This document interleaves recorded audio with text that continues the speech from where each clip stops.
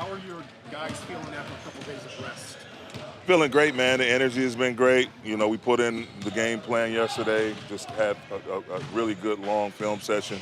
Got on the court, walked through some stuff, but that was about it. And then today, coming out, getting active, moving around a little bit, getting a sweat, again, covering some of the things through breakdowns and whatnot. And we feel good. We'll get back on the floor tomorrow and just get ready to go tee it up on Sunday. Did you guys have everybody available today, or did Yes, everybody hold up except for Dennis. So we held Dennis out. with the foot, with the ankle? Just, yeah, precautionary, just to give him, a chance to get it treated and not get any extra pounding. Why did you guys decide to leave today instead of Saturday? Just to get there early, man. It's an early game Sunday, 2 o'clock, which is noon our time here, West Coast, and with the time difference, just trying to get in there while it's still daylight. And, everybody, we didn't have all these specialists when I played, so nutrition, sleep habits, all of that goes into your performance now. So You guys would have it's landed, cool. what, at like 6 p.m. Saturday night your time? No, we probably would have landed at 10 o'clock in the morning on game day.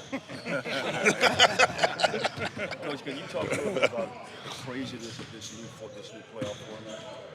I mean, I think it's great for the fans, and it puts a lot of pressure on you to come out and perform. And as you saw, our game was hotly contested. You look at Chicago, Toronto, a lot of the games, Oklahoma City, New Orleans, it's awesome for the fans. But you just got to go out and take care of your business. I'm happy, being a fan first, all the way back to 79, 80. I think it's something new, obviously, but it brings a little bit of an NCAA tournament feel. And, some teams are in that position where you got to win or go home, and it makes for an exciting ball game. So I think overall, if it's good for the fans, it's good for the league, obviously. If you could Memphis is 22nd in half-court scoring and third in transition scoring. How important is your transition defense going to be? It's huge, man, because Ja gets a lot of that attention, but it's all of them. They got multiple guys that can start the break with a couple, 3 dribbles, and some of the guys can take it all away. But transition defense is going to be a huge key, defensively, in us trying to, get past this team. You're the game in Memphis shortly after LeBron hurt his foot, where I think Ja had 27 points in the third quarter. Yeah.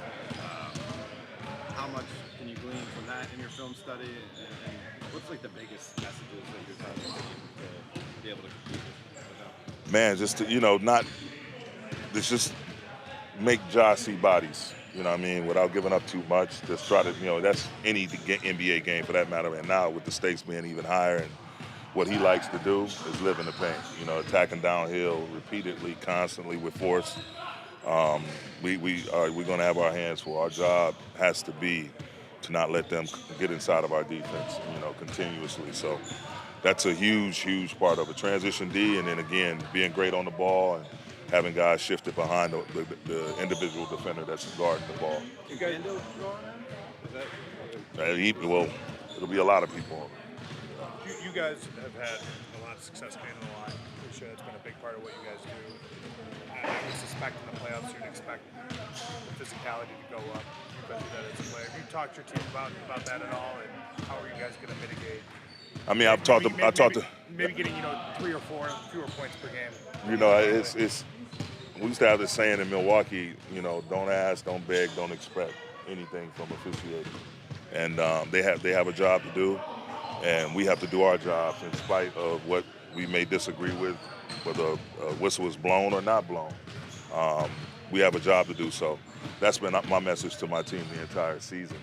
And also on the flip side of that, the message has also been to not settle, to try to win the free throw line. So I think the duality in those messages, they fit hand in hand, because now it's like the onus is on us to go make the play. And if we're soft or we're trying to get a bailout or whatever, then that in turn affects our defense, because we're complaining instead of sprinting and participating on the other end. So the referees, we get emotional. It's an emotional game. We're passionate about, what's happening out there. But at the end of the day, you just got to go play basketball. You got to play with force.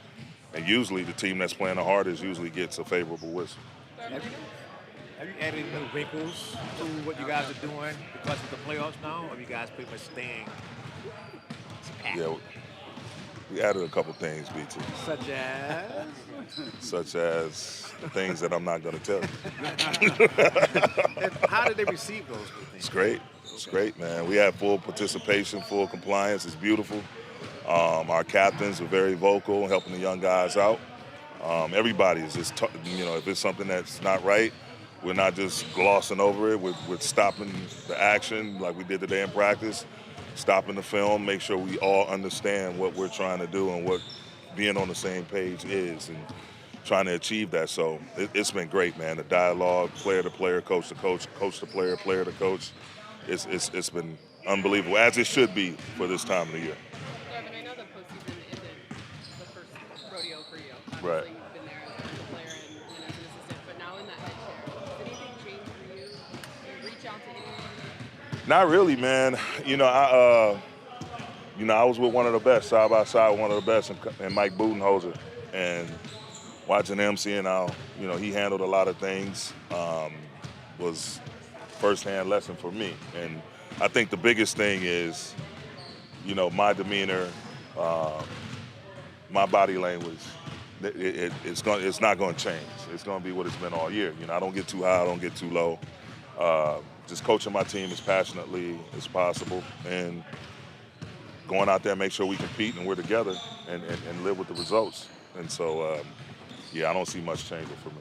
How much have you talked to these guys about taking care of the ball, especially on the road against this team? Because if you turn it over, they're going. That's a big part of it.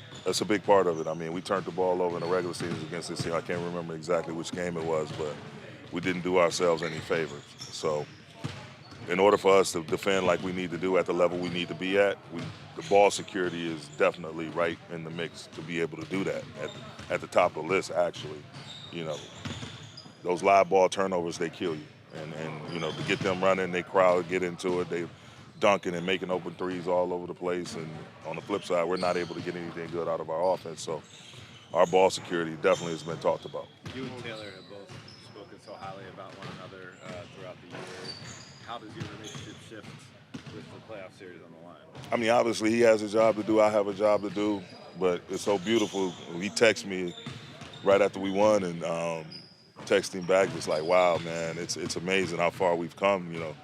I go back with Taylor to the D-League days, even before the G, and Quinn, Taylor, Bud, myself, Kenny up in Golden State, all of us starting out in Atlanta in 2013-14, and those coaches meetings together, and to all be here in the mix in this postseason is just beautiful. God is great, and that's my brother for life, and we built a great relationship over the years. And our wives, they communicate, speak, hang out, same with us, and his beautiful family that I'm familiar with, he's familiar with mine, and it's been great. It's going to be fun, man. It sucks that somebody's going to have to lose in this matchup, but it won't affect our relationship. I love that kid.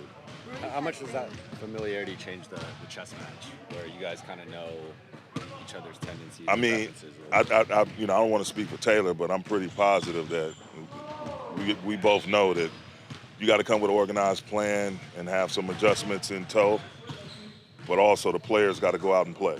And that's the way we coached when we were together. That's the way the guy we worked for, Coach Bud, so guys got to do it. Either they will or they won't. And so we just got to make sure we're organized and we're alert and we're actively, trying to fix things as they appear and as we confront different issues, if there are any, and they're going to be some, whether it's matchups, rotations, coverages, offensive looks, and where you're trying to get your scoring output from. All of that is going to be in place. So you just got to navigate it. That's why you have a coaching staff, and along with yourself, and try to navigate it as best you can.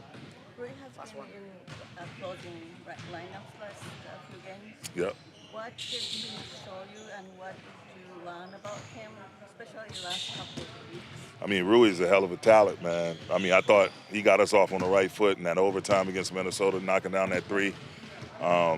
Just his physicality, his ability to guard multiple positions, to get big, strong rebounds, physical rebounds, attacks at the rim. He has a good mid-range game, capable three-point shooter, and athletic. And just his energy and the force in which he's played with here lately, it's been beautiful, a beautiful thing, big asset for our ball club. Did anything change after he about DNP 2 weeks ago? Nah. I just told him, man, we just got to keep working through it, and that one was on me.